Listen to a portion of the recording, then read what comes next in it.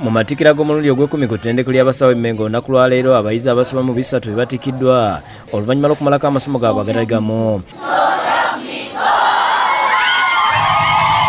Obubaka bwa minisita w'ebyenjigiriza Janet Kataya Museveni busomeddwa minisita wa guno naguli mu ofiisi ya Ssaabaminisita Mary Kalolo Okuluto ng'akuutidde abatikiddwa okwesigama emirimu gyabwe ku nnono y'eddiini basigiddwamu mu kifo ky'okulowooza ku ssente. It is important to remember that you deal with the lives of people and that the consequences of your actions go deep into either harming or healing humanity. Therefore, never lose your focus on medical ethics as well as your values. Era minisita asabye abatikiddwa obuteebala makolera mu byalo n'abasaba n'okweyisa obulungi kuba ekirwadde kya mukenenya kyaliwo. Please do not despise small beginnings.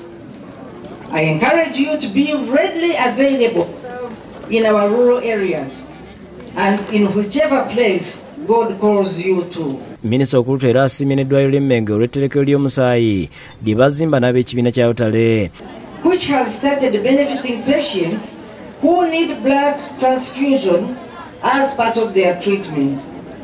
We commend you highly for this.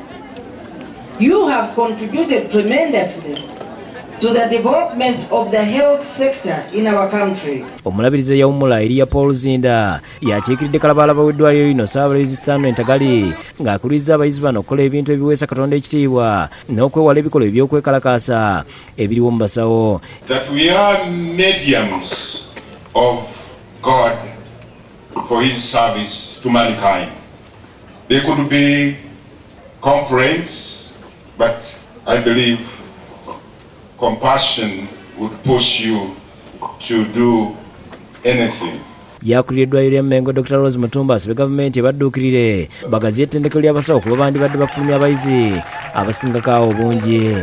Nga tusaba Ministry of Education ne government agencies endala zitudduukirire zikolere wamu naffe tusobole okufuna ssente zisobola okweyongera ku bizimbe bye tusobola okusomesezaamu abaana bano.